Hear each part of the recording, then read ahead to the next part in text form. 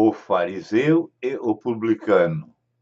Texto: Lucas, capítulo 18, versos 9 a 14. Jesus, vendo a situação da sociedade à sua volta, tocou na essência do problema. As pessoas eram religiosas, praticantes do judaísmo, mas suas relações eram marcadas pelo desprezo, pela falta de amor, compaixão, respeito e consideração, conforme se vê no versículo 9. A religião, portanto, pode produzir resultados contrários ao que dela se espera.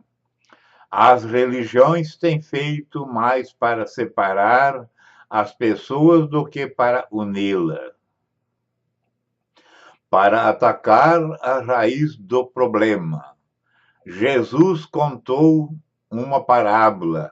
Esta era uma forma de denunciar o mal sem citar nomes, sem apontar diretamente para as pessoas presentes.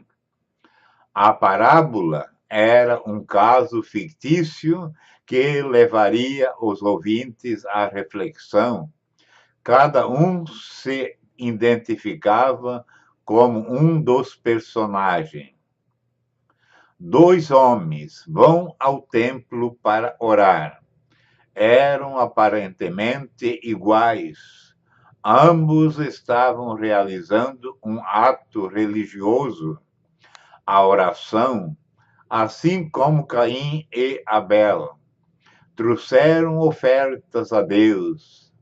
E, embora fossem muito diferentes um do outro, vendo uma multidão que se dirigia ao culto. Talvez consideremos todos iguais, dignos de serem congratulados por seus atos. Uma pessoa mal informada valorizaria os dois homens da mesma forma, pelo simples fato de irem ao templo orar. Uma pessoa bem informada, sabendo quem eram o fariseu e o publicano, valorizaria o primeiro e o desprezaria o segundo. O fariseu era um religioso membro de uma seita judaica, zeloso pela lei de Moisés e pelo cumprimento das tradições. O publicano era um cobrador de impostos, um judeu que recolhia tributos dos judeus para entregar aos romanos. Era considerado um traidor, a escória da sociedade, desprezado e rejeitado. Do ponto de vista humano, as pessoas são valorizadas ou não, dependendo de suas posições sociais ou religiosas, sua reputação, seus rótulos prerrogativos, os títulos honoríficos. Daí vem o preconceito e as generalizações. Deus, sendo onisciente, valorizava os dois de igual modo, mas não pelos atos religiosos em si, pois ele não se engana pelas aparências. Apesar de valorizar os dois, Deus reprovaria um deles. As portas do templo estavam abertas ao fariseu e ao publicano. Deus valoriza a todos, recebe a todos, mas deseja que tenhamos a atitude correta em sua presença. As duas orações. Temos a tendência de valorizar os atos religiosos como se fossem um fim em si mesmo. Se orarmos durante uma hora, já ficamos satisfeitos. Entretanto, não basta orar, é preciso saber por que oramos, o que dizemos em nossas orações e qual é o seu resultado. A oração do orgulho. O fariseu fez apenas um relatório de sua vida religiosa. O problema estava na motivação. Por trás da oração havia mero costume religioso, orgulho, soberba, presunção e egoísmo, autoconfiança. Além de toda a atitude negativa contra o publicano que ali estava. Apesar disso, o fariseu tinha muitas qualidades, conforme ele mesmo propagava. Jesus não disse que aquele homem estivesse mentindo, era tudo verdade. Lucas capítulo 18, versos 11, 14, 12. Ele evitava alguns pecados e fazia algumas coisas boas. Porém, o pecado do orgulho e da falta de amor ao próximo passou-lhe despercebido. Observe a sutileza da iniquidade. Evitamos o que é considerado grande e escandaloso, mas cultivamos males interiores, embora igualmente mortíferos.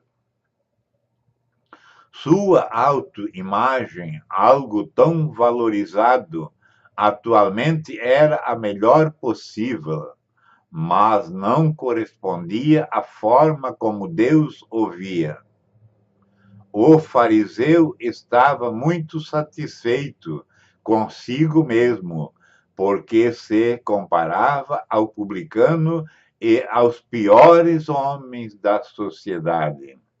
Ele não tinha em vista o padrão divino. Sua noção de justiça própria se alimentava da observação da justiça alheia. Se, de outro modo, nós comparamos ao Senhor Jesus, sempre teremos algo para reconhecer, confessar e mudar. Nunca seremos arrogantes ou jactanciosos. Em sua oração, o fariseu agradecia, não pelas obras de Deus, mas por suas próprias obras. Em sua oração, o fariseu citou o publicano, não para interceder por ele, mas para acusá-lo. Perdeu, portanto, uma grande oportunidade de orar bem.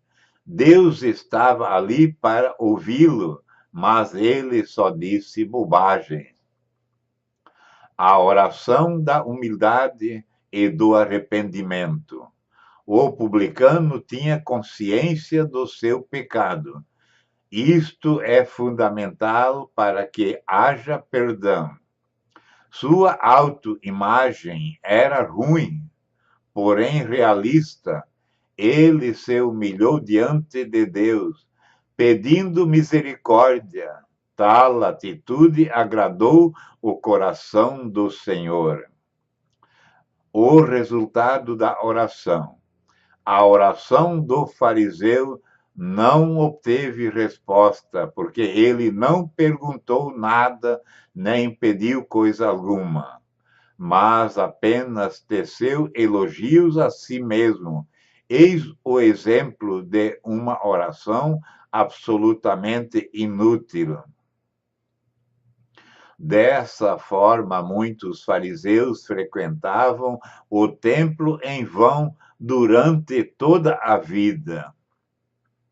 A oração do publicano obteve resposta. Resultado, ele foi justificado e perdoado por Deus. Sua oração provocou uma ação divina a seu favor.